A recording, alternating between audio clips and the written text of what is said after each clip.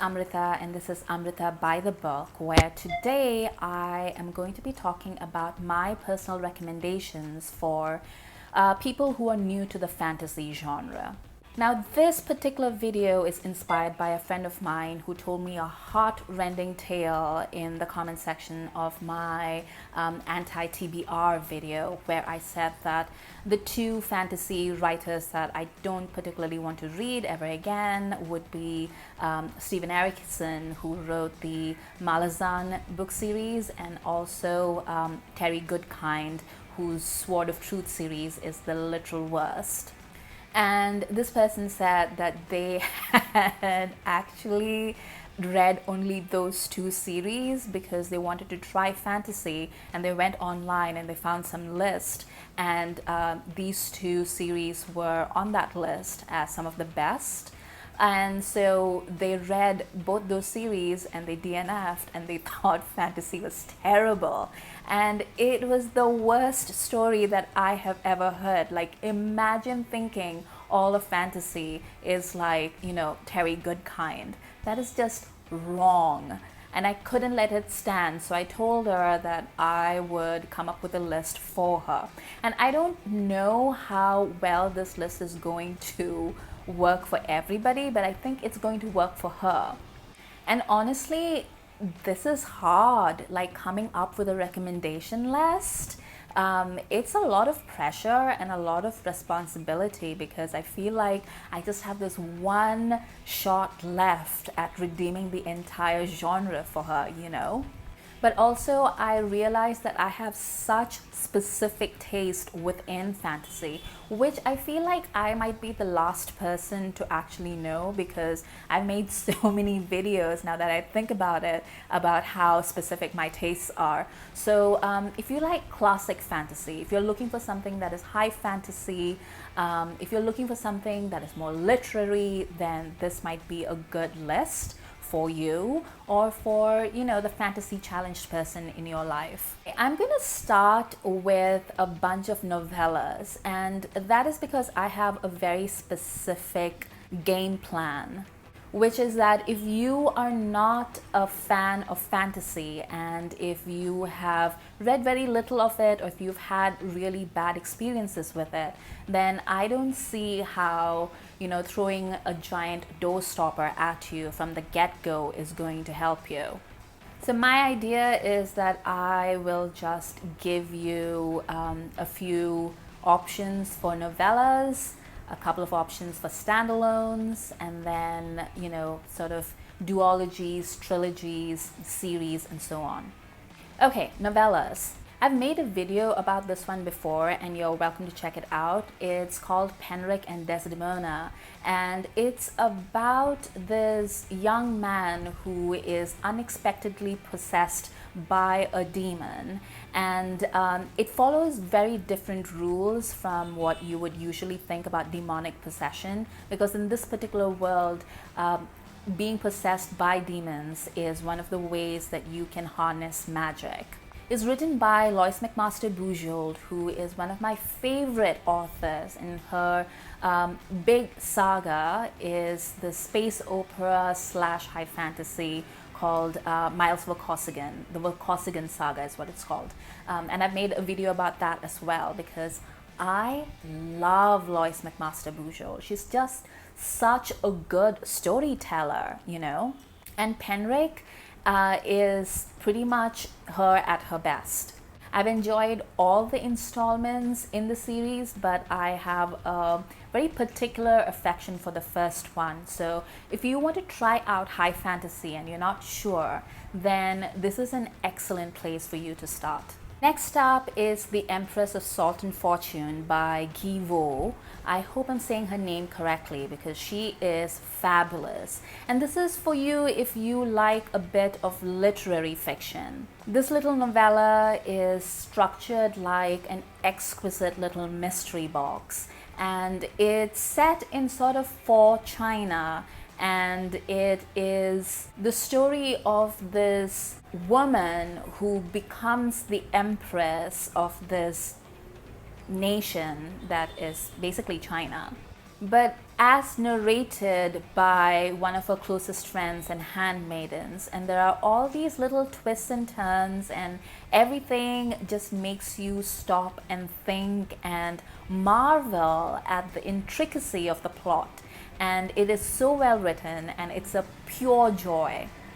Next up is The Black God's Drums by Djeli Clark, and he is so imaginative. Like, this is an alt history version of the American Civil War, and in this particular version, there's this whole other version of history where the United States has ended the Civil War in a sort of truce, but it's uneasy because the South has seceded and they still practice slavery, but it's a sort of technologically advanced slavery.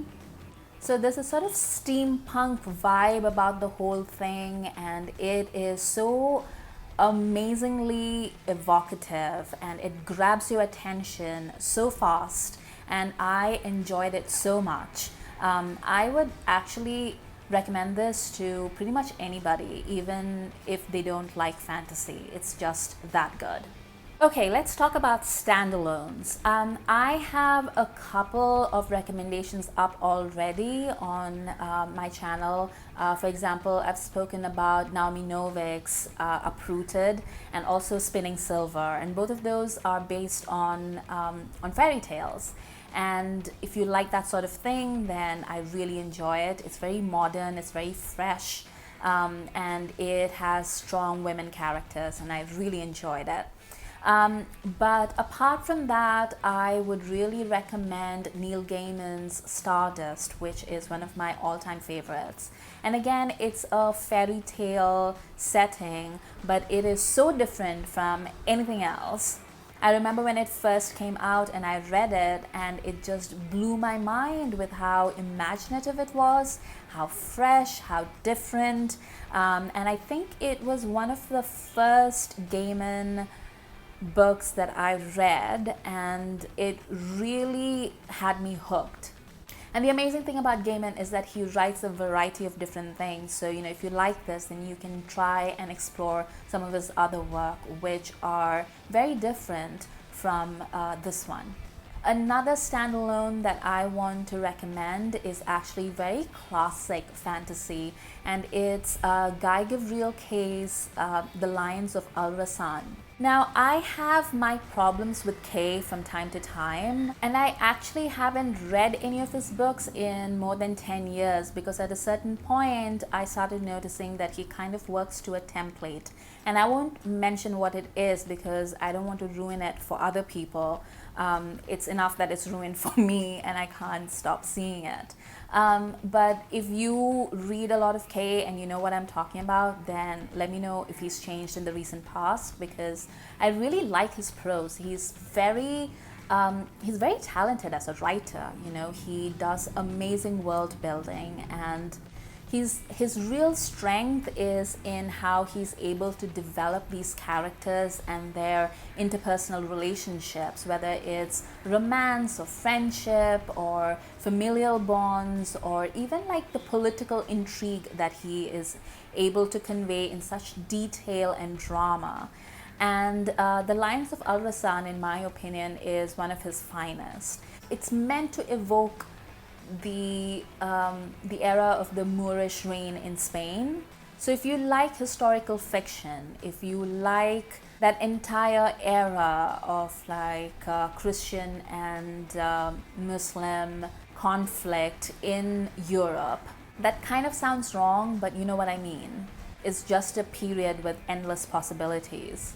So if you like that kind of politicking and warfare and nothing too gory as far as I can remember, but it's just really great fantasy in a historical setting.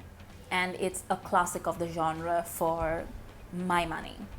Now, I don't have a lot of duologies to recommend, mainly because they tend to be more of a YA thing rather than an adult fantasy thing.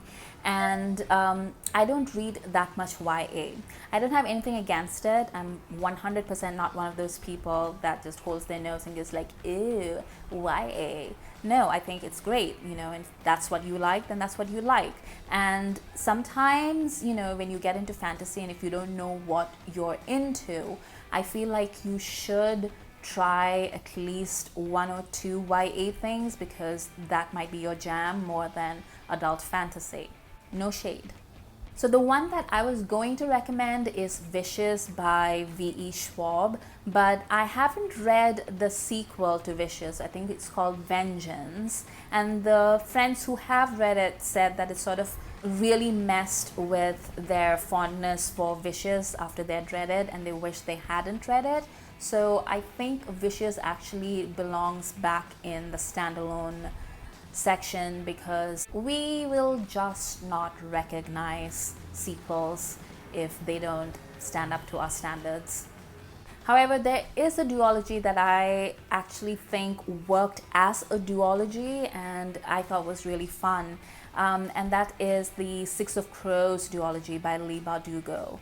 I've been rather harsh about some of her other work, but this one was actually really fun. It's more of a heist novel than like a fantasy novel. I mean, there are fantasy aspects and it's a fantasy setting, but it's fundamentally structured as a heist novel. And so if you're interested in that, or if you think that, you might be interested in that, you watched Ocean's 11 and you thought that was fun, then maybe you should try this one. But it is a real duology. It's not a fake duology like Vicious and Vengeance. It is meant to be read together. So there's Six of Crows and then there is the Crooked Kingdom, and they work together. Right, let's talk about trilogies. There are a bunch that I thought about, but this was really hard for me. Like, the trilogy was actually more hard for me than any of the other options, because it is such a specific feel. And I think at the end, the only one that I wanted to recommend to you is the Winter Night trilogy by Katherine Arden. And this has a Russian setting, and it's a story of this young woman who adheres to the older customs of Russia. I mean, they don't talk about it as Russia, they have like this other name for it. But basically, she speaks to the spirits of the land. And there's this very robust Christianity that has come into the land that says that there's no such thing. But what is happening in the meantime is that dark forces are at work, and unless she works with the spirits of the land, there might be terrible things that come to visit upon everybody. The world is basically at risk unless people are willing to open their eyes to more traditional forms of living. I feel like this is a very 2000 teens kind of philosophy. Like, I feel like all throughout the 2000 teens, this is a sentiment that we have seen over and over again in film and TV and in books. But I feel like this one is, the Winter Night trilogy is probably one of the better portrayed versions of that trope. This book was really imaginative. It had this sort of fairy tale setting, and I was obsessed with it until I finished all three of the books, and I recommend it highly to anybody.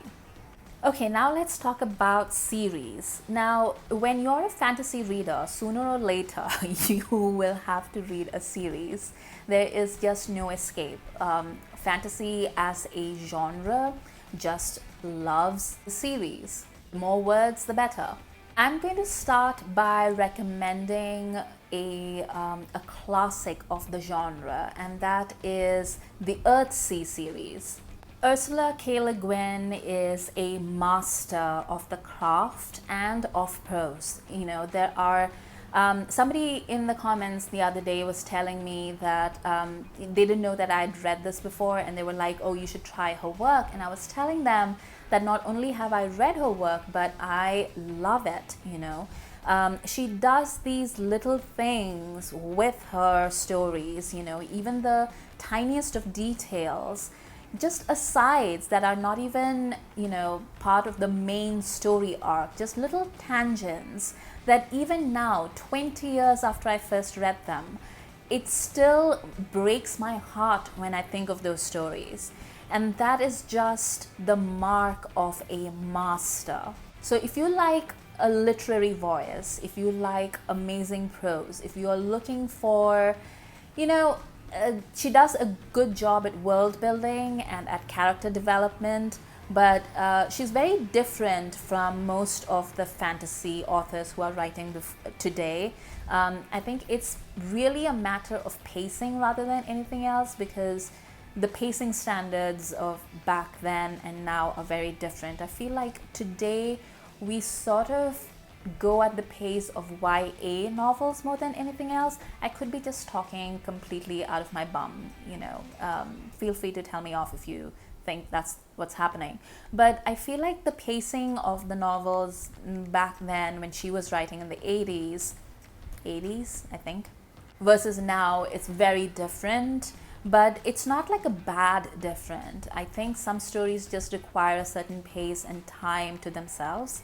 And Earthsea as a series is probably the biggest influence on an entire section of fantasy. So if you want to know where a lot of these wizard stories are coming from, you should go back to Earthsea and read it, because it's genius. The other series that I'm going to recommend is the Red Knight series by Miles Cameron. So Miles Cameron has been a rather recent discovery. I think I first read him a couple of years ago on the recommendation of a friend, and I think he has like another career as a historical fiction author, and he really uses his research and his knowledge in that genre to write his fantasy series. And the Red Knight series is really interesting because it uses very common tropes, and it is set in a medieval Europe setting. The kind that, I have an entire video about how much I hate fantasy tropes that use certain things, and one of them was the medieval European setting. But this is what I mean by when I say that there are always exceptions for good writing, because Miles Cameron really knows what he's doing and why he wants to introduce a fantasy element into the story. And it works really well. You're really invested in this world, in these characters. You don't know where the story is going.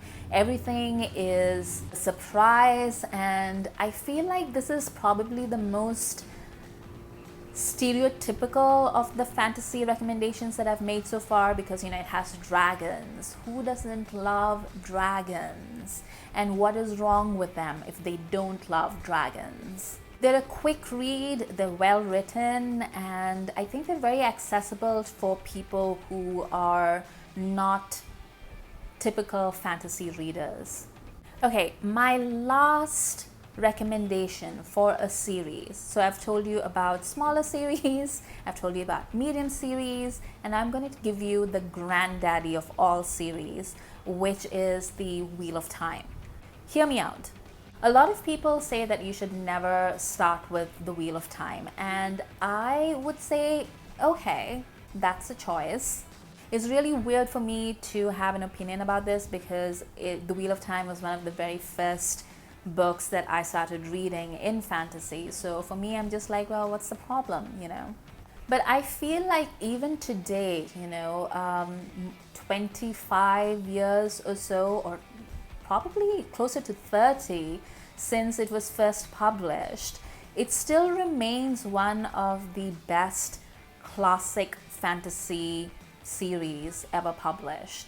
It has all these tropes and all these arcs that are so familiar to fantasy readers, and it gives you a really good close look at the kind of characters and predicaments that fantasy readers love. So if you want to know what the genre is all about, I feel like The Wheel of Time is a great introduction to the genre. Now, it is 14 books. When I say a series, I mean a series of books. But, and this is something that I've said to other people as well, and I've been sort of like really pushing this idea, but there's a prequel, and the prequel is called New Spring, and it is about two of the more prominent characters in the main series, but it is the story of how they met and they became a team. It also introduces you to one of the place settings in the Wheel of Time, so you get a sense for, you know, Jordan's felicity for world building, which is unmatched in my opinion. And then once you read New Spring, if you feel like you like the voice, if you feel like you like the world building and the pace, then I would suggest that you go on to read the main series, because it is honestly, like, if you can get into it, it is one of the great joys of reading. I will say though that if you read the prequel and you like it, and then you read the first book and you don't like it, then you should probably DNF it, because that first book really sets up this world and these characters and who they are. And if you don't like any of that, then you're not going to magically love it going further down the line. And 14 books is a lot of books to find yourself hating at the end. You've been warned. So this is my list of, you know, fantasy novellas, books, series to ease you into the genre. If you feel like you have other recommendations, if you feel like there are other books that you think would do a better job of introducing the genre to newbies, then let me know in the comments, because I spent a lot of time just going through the different lists and like books that I own and just wondering what it is that I have to offer to somebody who's been turned off the genre. Like, if somebody comes to you and says, I'd like to start reading fantasy, what is the book that you would recommend? Let me know in the comments. For more videos, please hit the subscribe button.